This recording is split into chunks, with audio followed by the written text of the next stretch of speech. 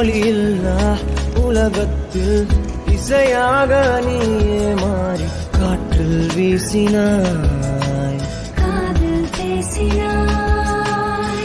மொழியில்லா மௌனத்தில் விழியாலே வார்த்தை கோர்த்து கண்ணால் பேசினாய், கண்ணால் பேசினாய். 100 ஆண்டு உன்னோடு வாழ வேண்டும்